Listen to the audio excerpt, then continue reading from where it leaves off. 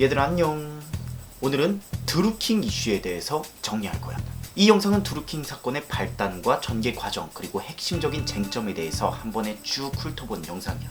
사건의 맥을 짚는 자료로는 BBC 코리아 자료를 가장 많이 참고했어.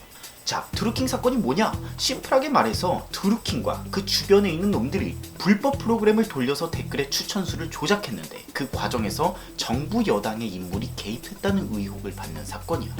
자, 그럼 드루킹은 도대체 뭐하는 놈일까? 진짜로 이름이 드루킹일까? 그건 당연히 아니고 드루킹의 본명은 김동원, 48살 먹었고 국내외 정치 분석글을 꾸준히 올리던 꽤 유명한 파워블로거였어. 그리고 그 김동원의 닉네임이 바로 드루킹. 그 외 게임 와우 있잖아. 그 월드 오브 워크래프트. 거기에 드루이드라는 캐릭터가 있는데 그게 법사캐거든. 그 드루이드의 드루하고 또 왕을 뜻하는 킹하고 합쳐서 드루킹으로 이름이 지었다라는 설이 지배적이지. 아무튼 졸라 중이병스러운 이름인 건 맞아. 아무튼 드루킹의 블로그는 980만 명의 방문자를 보유할 정도로 꽤 유명했고 과거에는 노무현과 문재인을 지지하는 성향의 블로거로 이름을 높였어. 그리고 이 사람은 경제적 공진화 모임, 줄여서 경공모라는 단체를 운영했고 댓글 조작의 본거지로 의심받는 유령 회사 느릅나무 출판사도 이 사람이 운영하는 곳이야. 자, 올해 1월에 네이버 뉴스에서 댓글이 조작되고 있다는 의혹이 제기됐어. 주로 문재인 정부를 공격하는 내용의 댓글의 추천수가 팍 올라가니까 이 민주당 쪽에서 이거 뭐야? 이거 야당 쪽에서 댓글 작업하는 거 아니야? 이래가지고 네이버와 함께 경찰에 수사를 의뢰했거든.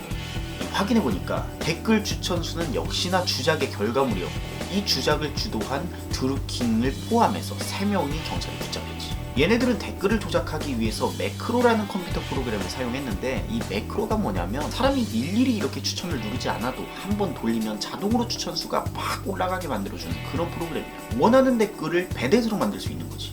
당연히 사용하는 건 불법이고. 그리고 이 매크로를 돌리는 서버의 이름이 바로 킹크랩이야. 그리고 이 킹크랩이란 말은 이따가 또 나올 거니까 잘 기억해두는 게 좋을 거야. 드루킹 일당이 댓글 조작에 활용한 아이디는 수천 개, 조작한 댓글만 수만 개. 어마어마하게 지랄을 한 거예요. 그런데 이거 확인을 해보니까 이 3명이 야당이 아니라 더불어민주당 당원이네? 여기서부터 상황이 다이나믹하게 돌아가기 시작하지. 드루킹 일당은 문재인 대통령을 비방하는 댓글을 달다가 적발이 되었지. 아까도 얘기했다시피 얘네들은 원래 여권에 유리하게 활동하던 애들이거든.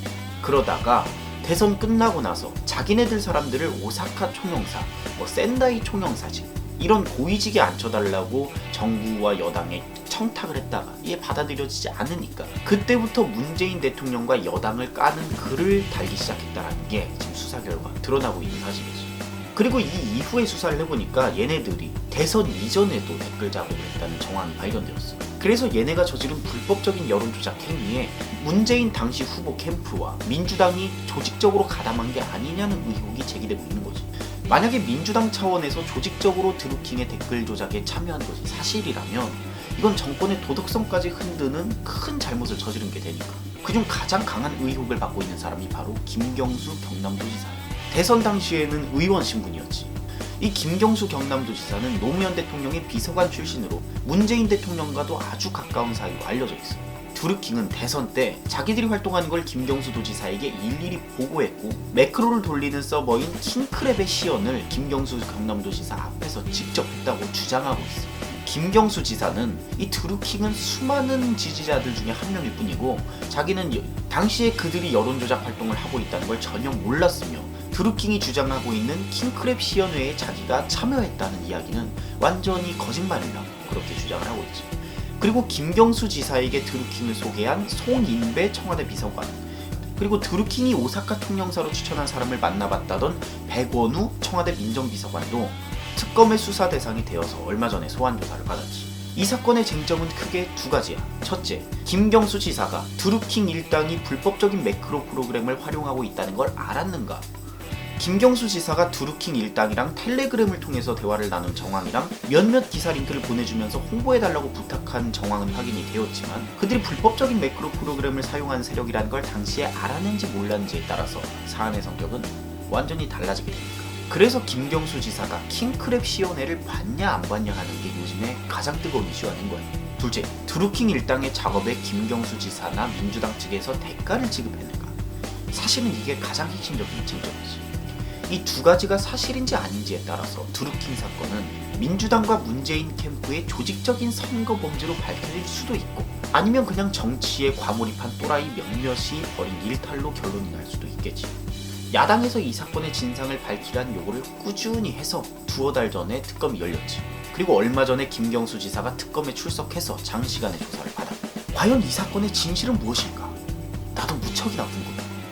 일단 특검의 수사 결과를 계속 지켜봐야 되겠지. 이제 특검의 수사 기간이 일주일도 채 남지 않았는데 야당에서는 얼마 전에 기각된 김경수 경남도 지사에 대한 구속영장을 재청구하고 특검 수사 기간을 연장하라고 요구하고 있어. 그리고 나도 개인적으로 특검이 한치의 아쉬움도 남지 않을 정도로 명명백백하게 철저하게 수사를 해서 이 사건의 실체적인 진실을 정말 제대로 밝혀주기를 바라고 있어. 자, 이제 드루킹 사건이 어떤 사건인지 대충은 알 것 같지? 이 영상이 도움이 되었다면 좋아요, 공유, 댓글 꼭꼭 남겨주고 가장 중요한 거 구독도 하기. 오케이, 자 그럼 다음에 보자. 안녕.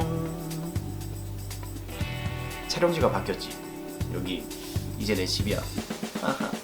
안녕.